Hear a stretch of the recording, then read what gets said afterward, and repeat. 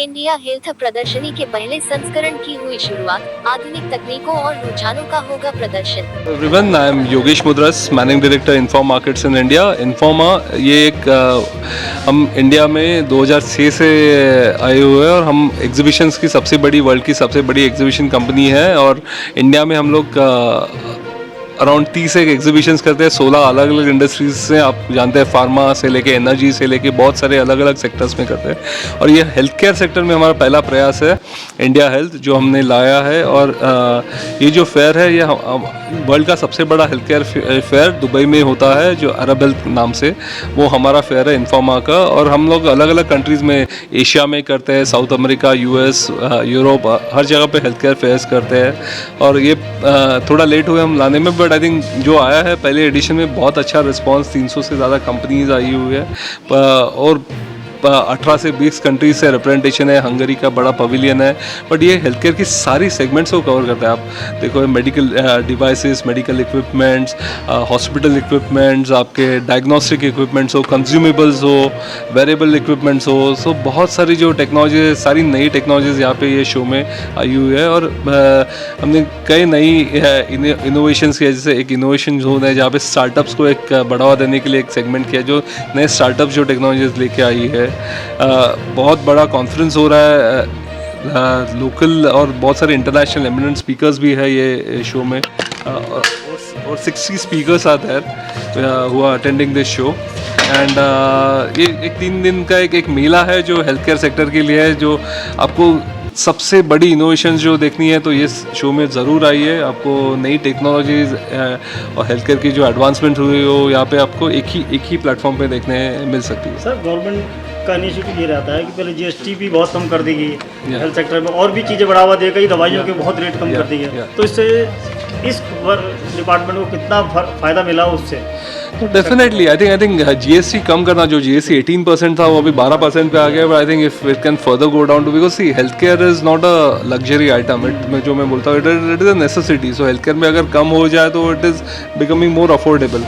आज actually if you see it statistically, we still import 75% import हो रहा है हमारे यहाँ पे। सो अपनी मैन्युफैक्चरिंग कैपेसिटी इतनी इम्प्रूव नहीं है। सो गवर्नमेंट ने अच्छा किया कि PLI स्कीम लाया है, जिससे मोर मैन्युफैक्चरिंग इंडिया में हो जाए।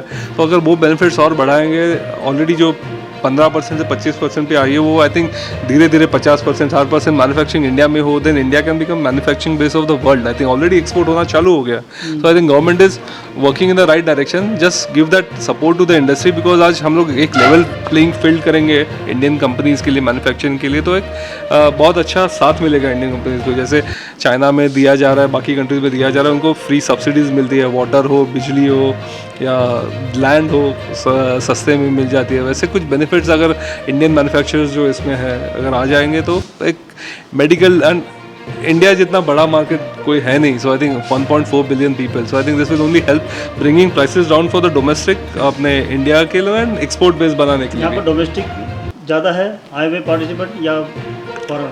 डोमेस्टिक भी है, इंटरनेशनल भी है। अराउंड 20 कंट्रीज से पार्टिसिपेशन भी है, हंगेरियन पवेलियन भी है, बट मेजॉरिटी आई थिंक से अराउंड 70-75% डोमेस्टिक है। Thank you. Thank you. कि इंडिया में quality of health care and cost of health care का काफ़ी ज़्यादा मापदंड जो है वो अच्छा रखा गया है।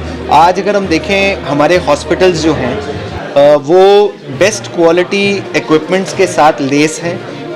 उसमें अगर आप देखें, पेशेंट केयर, पेशेंट सेफ्टी की काफ़ी ज़्यादा गुंजाइश हमारे हॉस्पिटल्स में है।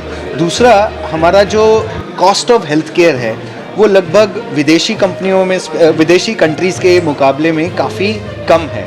अगर आप वही US में चले जाएं, यूरोप में चले जाएं, मिडल ईस्ट में चले जाएं, साउथ ईस्ट एशियन कंट्रीज़ में चले जाएं, वहाँ पर लिटरली, जैसे कहते हैं ना, paying out of the noses, literally out of pocket expenses जो हैं वो बहुत ज़्यादा हाई हैं।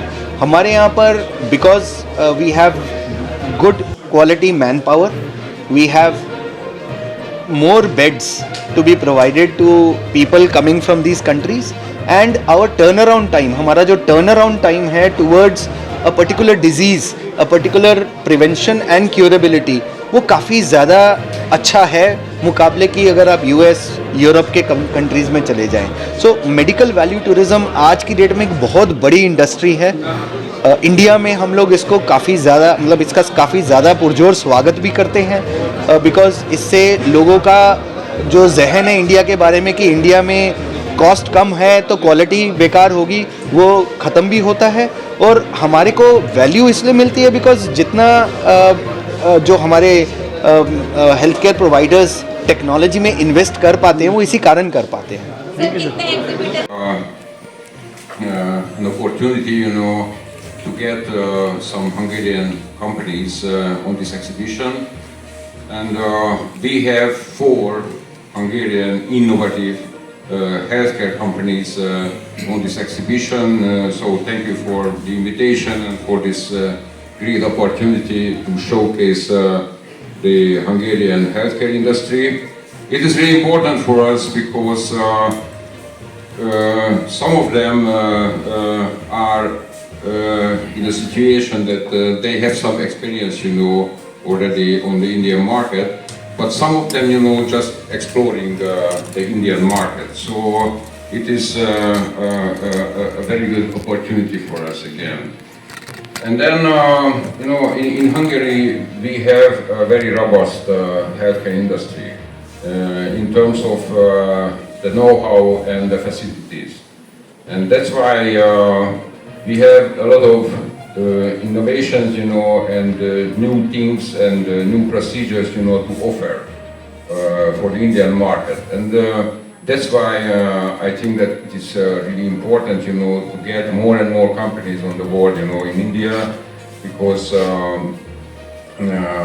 our relations are really good with India, and we are working, to get more companies, to have more commercial and trade ties, between the two countries, because it is beneficial for both of us. Okay? Thank you very much. Thank you, Dr. Chibber. Good morning, everyone. I am Dr. Rajiv Chibber. I am the Joint Coordinator, Government Affairs with IMED, which is Association of Indian Medical Devices.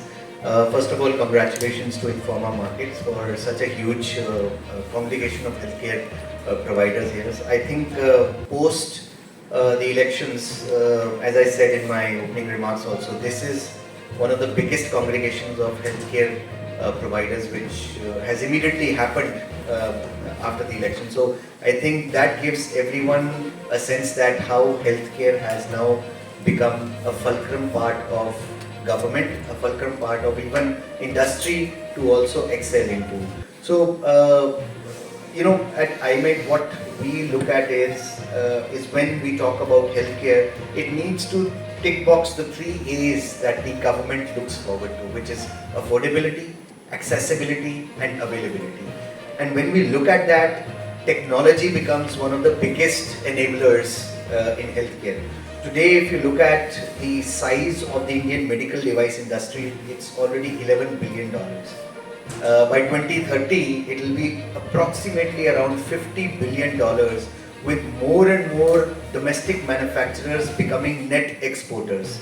And this has happened over the last almost like couple of years with enabling policies.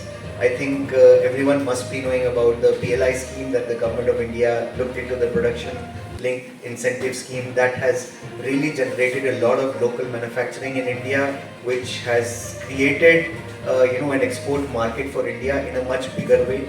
I think technologies, when we look at innovation, when we look at quality clinical trials happening or conducted by Indian companies in partnership with global alliances, that has made a much bigger impact of how the healthcare industry can now really become one of those bigger industries that India can provide by Make in India for the world kind of a spiel that the Honorable Prime Minister talked about. And the other thing is that by 2047, which is the 100 years towards Indian independence, we are now looking at going beyond Atmanirbharta. When we say it is domestic Atmanirbharta, we want to also take it beyond India to become, Vishwa Swasth Atmanirbharta kind of a spiel that we would take forward. So I think in all areas, the health tech, the med tech industry is excelling. I think today, if you look at the kind of spread of exhibitors who are here, they are not only from a particular segment itself. It's an entire genre of healthcare providers who are present here. Whether it is diagnostic industries, whether it is people into consumables, people into implants. I think each and every industry is represented here today. What we get to know about this is how partnerships can really be forged together. If you look at it, the Honorable Ambassador did talk about how India and Hungary are taking forward some technology partnerships forward. We've got so many international medical device as well as healthcare providers who are here at this conference, who are creating a bigger alliances with domestic manufacturers, and this will actually help India give the affordability quotient much better. So today, if we talk about all three tiers of healthcare, is going to impact all three tiers of people's lives also. So first tier is when we talk about the peri-urban and the rural healthcare. The second is the class 2 and the class 3 cities that we will be touching through Ayushman Bharat, and the top scale that we look at is in the metro cities itself, where quality healthcare providers, hospitals and even health tech providers will be able to make an impact in the kind of technology that will be available to impact a lot of diseases. It's not even communicable or non-communicable diseases, but even rare diseases that we need to look at. So I think all in all, this is one of the biggest congregations. We look forward to gaining more insights as sessions are there, and I'm really thankful to Informa Markets that they keep on doing such things in a very progressive way, in a very innovative way, bringing more enablers and providers at one platform. Thank you very much. Thank you. Peter? Good morning, everyone, or good afternoon. India Health 2024 is a very big moment for Informa. You might wonder why now? Why has it taken us so long to bring a healthcare event to India? So I thought I'd just give you a bit of background, a bit of history. So Informa has been running Arab Health for 30 years in Dubai, and from there has been launching events all over the world. Arab Health is a 50-year-old exhibition in the healthcare space and is definitely a leading event. Informa, up until 2018, never had a presence in India. We had no people in India, we had no products in India. In 2018, Informa acquired a very large exhibition company called UBM, and with UBM came a very strong operation under Yogesh, running many events here in the country. And that combination in 2018 immediately produced a conversation between myself and Yogesh. Let's bring a healthcare event to India. And that was when the plan started 6 years ago. The event was supposed to happen in 2020, but we all know what happened in 2020.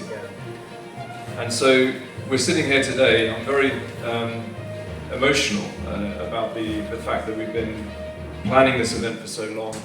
We're finally here. Not only have we managed to combine efforts to bring a significant event to India, but we've also combined with the opening of a brand new world-class exhibition centre in Dwarka, which offers us amazing potential for the future. It's great for Informa, it's great for India, it's great for the healthcare industry. Thank you very much.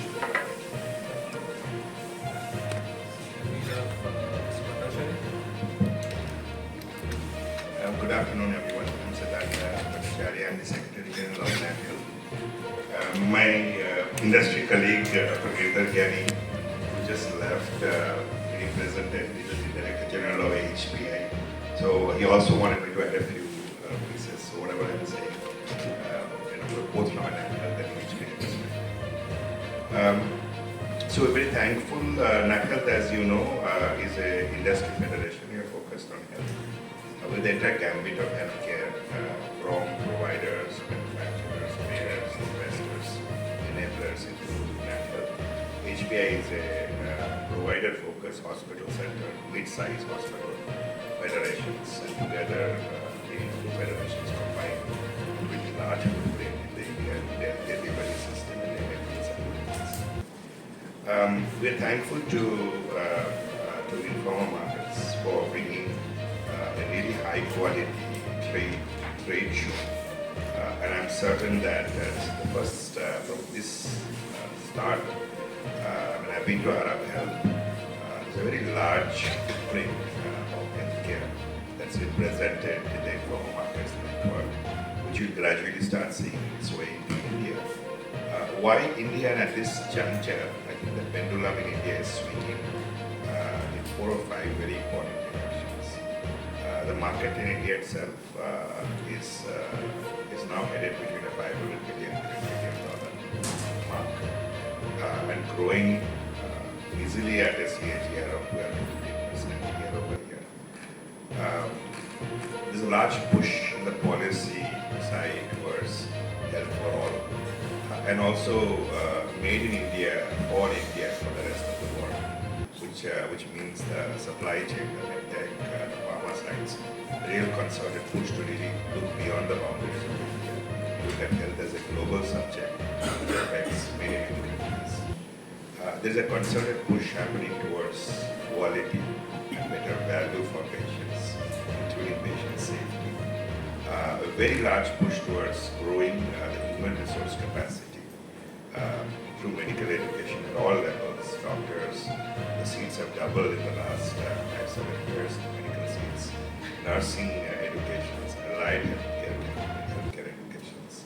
A lot of concerted push into data, evidence, research, and governments intend to support local innovations, so that startups, mid-sized innovations, making regulatory pathways easier and faster and more effective. And finally, the entire push towards the whole digital adoption, trying to bring these different fragmented pieces of healthcare and putting consumers and the patients right in the center of the health system. I think together, this presents a tremendous opportunity for everyone who is present in this trade show. And I'm sure a lot of partners will come from all over the world. And I think from India's perspective, a $1.4 billion market growing at that sort of a trajectory, a real unmet need for a large section of the population, financing channels in opening up investments coming in, a major push towards public-private partnerships and quality and streamlined regulatory policies will usher in an entirely new experience. Thank you for the opportunity. Congratulations. Thank you, Mr. Thakur.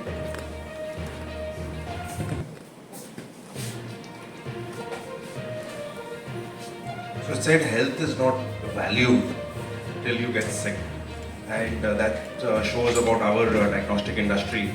And I'm from the Association of Diagnostic Manufacturers of India. We often end up paying for our health with our time, and then later on we pay money for our health. So this shows the importance of diagnostics in the entire healthcare pie, and 70% of medical decisions are based on diagnostic reports. So for example, when the patient is going to get discharged from hospital, what is the therapy the patient is going to get, these medical decisions are based on the diagnostic reports, and they contribute only to 2% of the overall healthcare cost. So this shows the power of diagnostics in preventive health. And this data was published by Medicare, based out of the US. So you can see what is the importance of diagnostics. Like it's always said, prevention is better than cure. And this shows from the numbers, 2% of the entire healthcare cost and 70% of the decisions. For diseases like cancer, it's very well-known fact that if you can detect it in an earlier stage, you can save a lot of suffering for the patient and also a lot of money. And the mortality rates come down the earlier the cancer is detected. So this shows the value of our industry. And the new or the innovative part that is coming out of our industry is the wearables, which is going to be a big change. Wearables are, for example, we have all seen the wearables which are there with the pedometer, which is tracking the number of steps we take. And now there is also wearables which are going to be coming out, which will track the sugar levels, the glucose levels in our blood. And slowly there will be more and more innovation and more wearables coming in, as measurement will drive behavior. The reason the wearables are so successful is because they measure in real time the person's activity. Like we have seen even the Apple Watch, it has come out with the ECG and it has saved people's lives. In the US, when people fainted and directly the watch called 911, which is the emergency number, and it saved a lot of people's lives because of that. So we will see more and more diagnostics getting into wearables, which will give a very fast growth to the industry. And today India is number 4th in Asia as one of the largest diagnostic countries and in the top 20 in the world. And the diagnostic sector is the fastest growing sector in the entire medical device space. So with that, I would like to end with what a great father of a nation, Mahatma Gandhi, said, that the real wealth is health and not pieces of gold and silver. Over to His Excellency Jagannath Swami, who is the High Commissioner of the Republic of Fiji. Sir. Thank you. Well, I'm basically firstly thank Informa Markets for the invitation. I'm more here on a see and listening exercise. You have heard of the experts, but certainly for Fiji, a small island nation in the Pacific, we are on the receiving end, and one subject that touched me particularly is what Mr. Thakur said about the diagnostic approach to our health. Most Pacific Island countries are really a victim of identifying sickness late. I know most of the exhibitions here would be wanting to sell their products, but we in the Pacific would be more looking at diagnostics to prevent sicknesses so that we can have a healthier community for communities. And I'm very grateful for this opportunity. I think I've met quite a few of the dignitaries and learned a lot listening to them this morning. We hope to build a very strong relationship with India. In fact, the relationship between India and Fiji is a very historic one. A lot of you must be guessing what am I doing in Fiji. Indians from India were taken to Fiji in the late 1870s, and a substantial population was living, and like I said, we have got historical ties because our roots are in India. We share the same religious connectivity and also cultural connectivity, language. I can also speak Hindi, both apart from some Ethiopian language and English, of course. But coming back to these exhibitions and the program here today, I'm really looking forward to building a relationship and association with a lot of your companies. Fiji is planning to bring a delegation to India to look at its health sector, particularly in the pharma areas. And of course, with this new approach of diagnostics, I think Fiji will embrace that, and the Pacific Islands. Last year, Prime Minister Modi went and visited the Pacific Island Forum meeting in PNG, and of course he had announced 100 beds super specialty hospital for Fiji. So you can see that the relationship between India and Fiji has been a long-standing one, and it's getting stronger every day. And we hope in the health sector we will be able to take a giant step. So once again, thank you very much, yes, for this opportunity. I'm not an expert on health, but the opportunity was a very learning one, and I look forward to interactions with Indian companies here, so that we can make a difference to Fiji and its people. Thank you. Thank you so much, sir.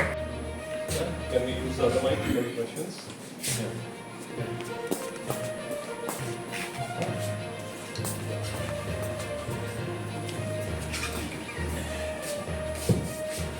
My name is Pranav Prakhar and I am from Vision Television World. I do mostly cover government and policies. There are 2-3 questions. I want to know, with the country size like India and Africa will have almost the same set of issues, how about the telemedicine and what role diagnostics will have an enhanced role, because remote medicine, consultancy is in place, and telemedicine needs a lot of diagnostic response of the patient to deal with. That is one question. And the second is, Mr. Chibasar talked about the PLI scheme with the new government in place and the new minister in place. PLI scheme is up for review as well. So where do you see PLI scheme could be further enhanced, or what is your perception or the delegates' perception about that, and how India can work into it? And my last question is, with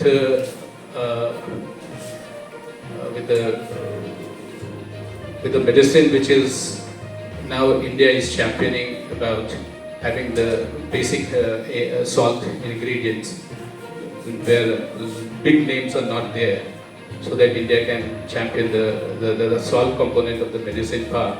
So where do you see that has India peaked itself in generic medicine, and where is the scope for India further? So I think the experts are. Test and treat. So that's the name we have given to our diagnostics that are used in remote locations. That's a point of care testing. And we also have provided to people like the Health ATM. So Health ATM is basically you can test anywhere and anytime.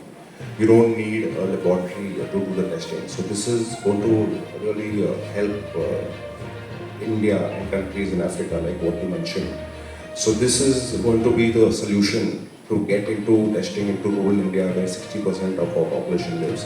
So for example, Dr. Lal Path Labs, like they have the infrastructure, they have the instruments, everything.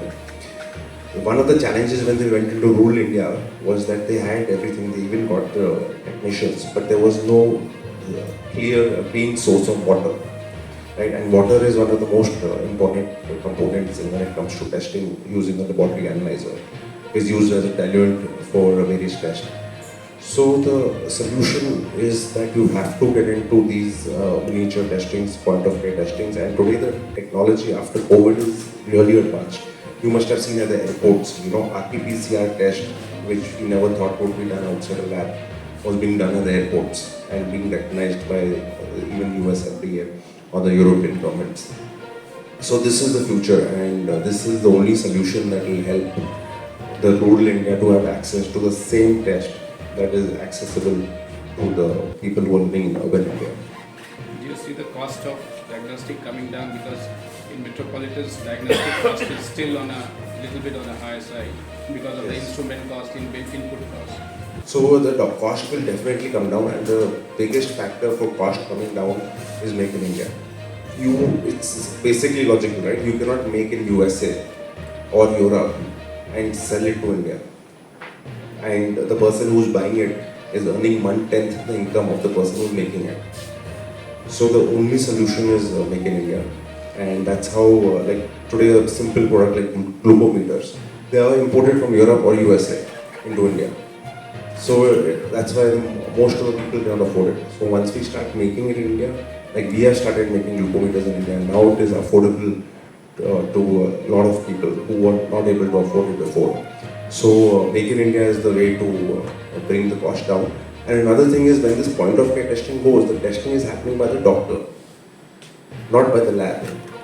Right? So when the testing is happening by the lab, there is a larger margin. But when the doctor is doing the testing directly and giving the results to the patient on the spot, the cost come down significantly.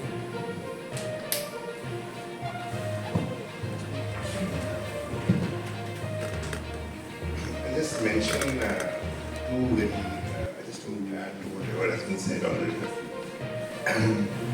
The first thing is in terms of scaling up remote diagnostics. I think that was the heart of the question.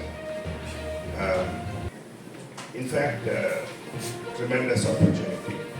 And digital health offers remote validations. So you don't really need today, for example, a microbiologist or a doctor sitting side by side with the patient. You actually have a device that digitizes a lot of this information and be transmitted remotely to where a specialist is there. Telemedicine allows a way of connecting. So one of the, with the whole evolving ABDM scenario and aligning some of the provisions of the regulatory mechanisms, the Clinical Establishment Act provisions and others, this is an area that can really open up the diagnostics sector, not only within India but outside, allowing digital health to play. And you require evidences because ultimately, you want to make sure that what can be done remotely doesn't create any patient harm or any, the safety aspect of patient has to be maintained compared to physical. I think those sort of evidences are building up in the industry as well as outside. And you will see, hopefully, there's evidence to support a better journey towards being the best of it. The second important point you had mentioned about the cost of the diagnostics is important to remember. Diagnostics is the entry point into the healthcare system.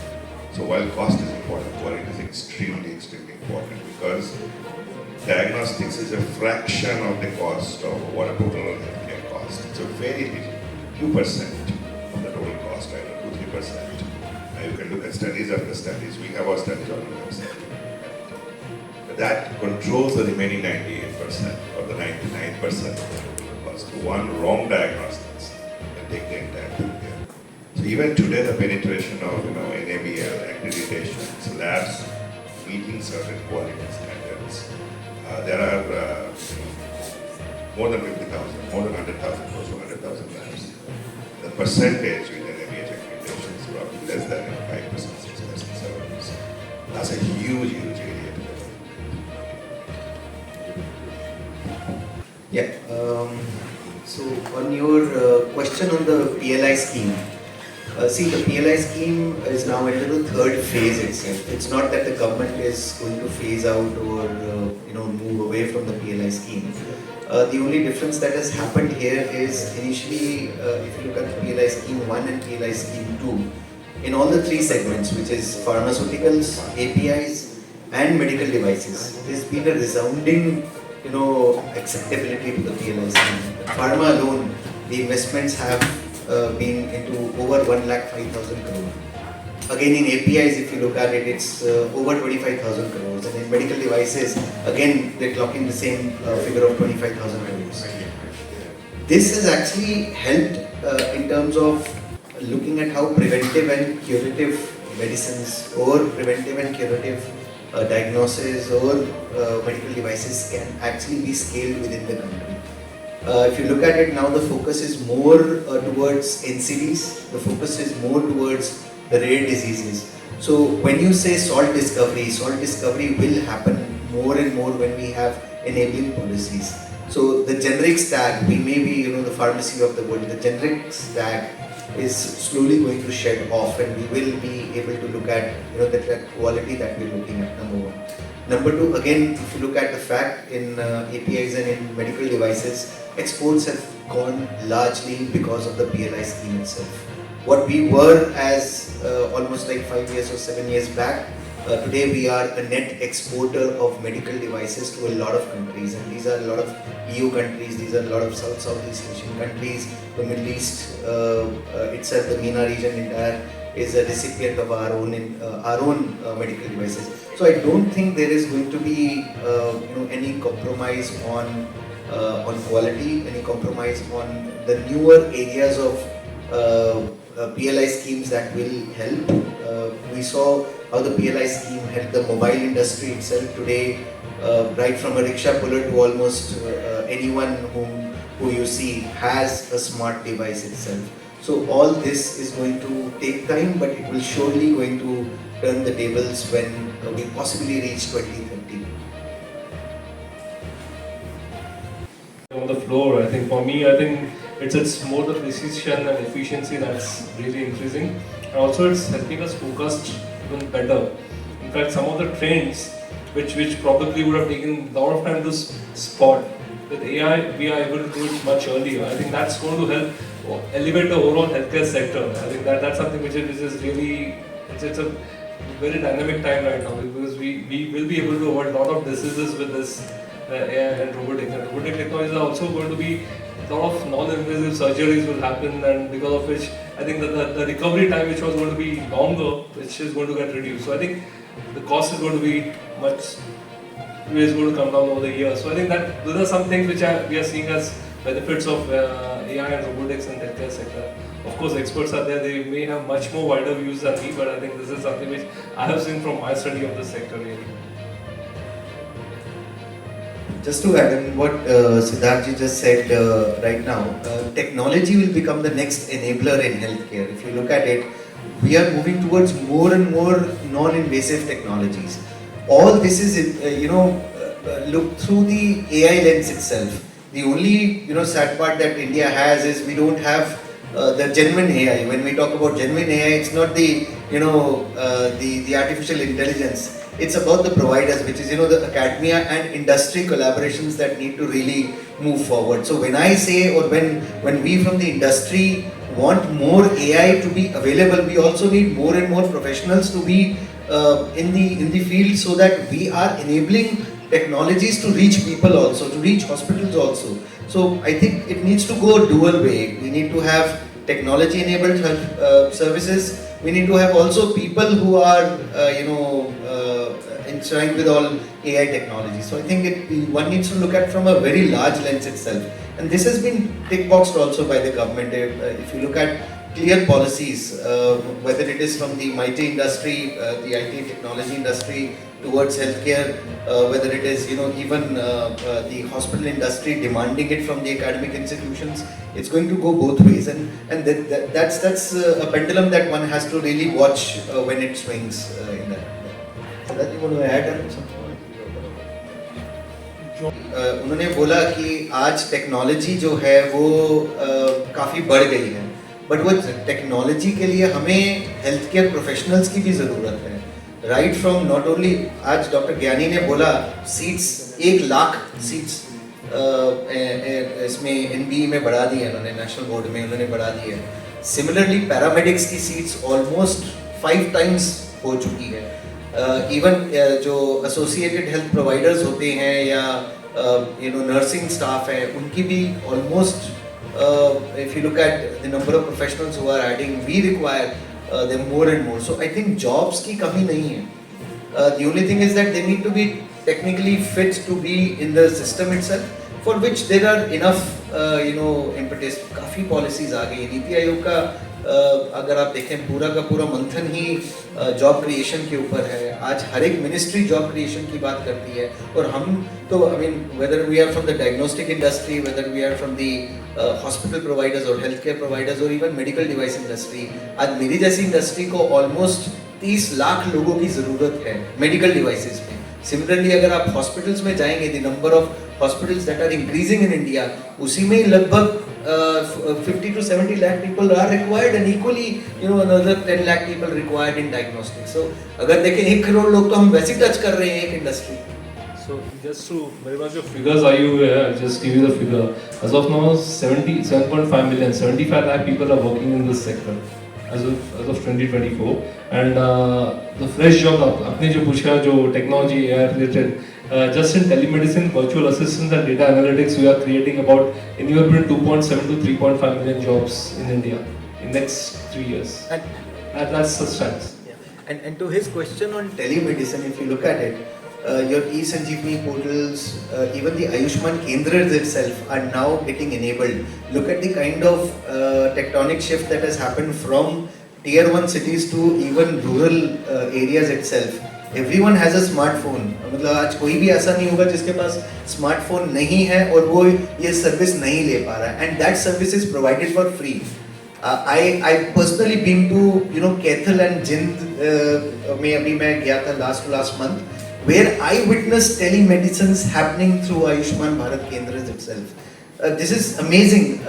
घर में एक बैठी lady है and she's almost like 79 years of age. They showed a video of her. They tried to look at how she had some fluid in her lungs. The doctor gave exact details to an ANM and ASHA so that the nearest district PHC or CHC can actually provide assistance. So these are the differences that are being made. So I don't think if we have the right technology, if they have the right policies, even telemedicine can do wonders. And when Abhinav talk about the diagnostics, all your data that is being plowed into these government departments is all going to be used. So our disease demographic profiling is also going to increase. कहाँ NCDs के ऊपर ज़्यादा focus करना है, कहाँ non communicable diseases के ऊपर focus करना है, कहाँ हमारा फोकस होना चाहिए on rare diseases. There are areas and pockets where we have thalassemia and other diseases जहाँ पर blood requirement ज़्यादा है, वहाँ पर कैसे वो चीज़ें मुहैया करवाई जाए. All this is very very important. So it's ticking all the corners in that sense. I mean, when we talk about areas as manufacturers, if I would say, an inverted duty is a major challenge. When we see, and it I think it equally pains Abhinav and equally pains me when we look at importers coming into India and getting a rebates on areas where we actually have to pay out of our noses to get the similar kind of a raw material or a product. So I think parity on those, for which we are working on the FTAs also, the free trade agreements. The UK FTA that happened, the BRICS FTA that is there, we are equally a part of those committees itself. We're working with a couple of other ASEAN FTAs so that there is parity of taxes to both the sides. The other area is, I think one thing that I just said is how we don't have enough healthcare professionals. Today, if I want to do a large clinical trial, do I have those kind of people who understand biomedical sciences in that ways? My sector is medical devices, so I need someone who understands metallurgy, drugs, and the disease itself. So possibly we are working around with NIPERS, we are working around with ISB to create a talent pool of professionals itself, so that we can really work around in those areas. Another area that we are kind of like working around is on infrastructure. Lot of things PM Gati Shakti and the National Logistics Policy has covered, but then if you look at it in terms of infrastructure, there is going to be more requirements that I may need to have. Logistics, supply chains, you talk about technology enabled stances, that's all going to require more and more infrastructure available not only at key cities but also at the grassroots level too. So when we talk about that, I think these are three big areas that we need to really focus. Rest, if you look at it, there is the entire request from the healthcare industry, whether it is from the provider side or manufacturer side, to actually increase the GDP to at least 2.5 to 3% of the entire expenditure. Today we are at a meager 1.2%. Which is very very low. Sri Lanka is way ahead of us. Bangladesh is way ahead of us. Couple of MENA regions are way ahead of us. So we need to increase that. Can we just take one or two last because I think there would be I can definitely get you the figures, but I think we know the cost of surgery in India is 1/10 of the cost of what's in Europe or in US. So it's only going to increase, I think, but I can share with you the figures. I don't have it offhand, but I think that's something that's a huge sector. I think that did a very good study. While we talk a lot about costs in India, the costs of for example, a cardiac bypass surgery in India is about 80% less, 80 to 85% less go to Europe or to US. What is now happening around the world is, I mean, each of us in India, what you don't often see is we can walk into a hospital and see a good doctor in a couple of days because of the size of India, because of the scale at which you operate. The lead times in many, many countries around India, around the world is growing to a month, 2 months, 3 months. Particularly for non-emergencies, it's 3 months. So there is this whole driving force behind long lead times, availability at a great value, which is a price point with great clinical outcomes, in abundance in many, many cities, not only tier 1 cities, tier 2 cities.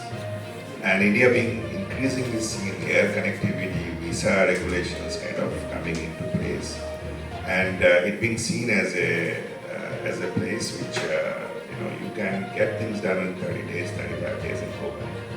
That's propelling a significant growth in India. India is one of the top 5 destinations. I am certain with all the efforts going on, it will climb on the first place because of these reasons. 2015, 16, 17 में अगर आप देखें एक heart stent का cost होता था लगभग 1.5 लाख से 2.5 लाख के बीच में होता था. You know the cost of a stent today, it's only 40,170 rupees. So progressively 2017 से आज 2024 में हुआ 2.5 लाख का स्टेंट 40,000 रुपए में मिल रहा है. ओवरऑल कॉस्ट में कितने की अंतर आया होगा? It's evident that what he said. So that is why schemes like PLI have made us more efficient, cost effective and net exporters also. I think it's छोटा सा सवाल ये है कि 70 साल जो Ayushman will be still be maintained, क्योंकि ये इंडस्ट्री का सवाल है. Industry experts because this is a very government policy and because that was part of the mandate that they have talked about. So I think it's a very big announcement because this is not only for... कई 100 million people will be eligible now. And I think more important, I think it is true. I mean, India always, anything you talk in India is about cities. Right? But what is very important about the 70 plus is this is truly the first universal health coverage because it is not only below poverty line for everybody, which is very important. Second important thing is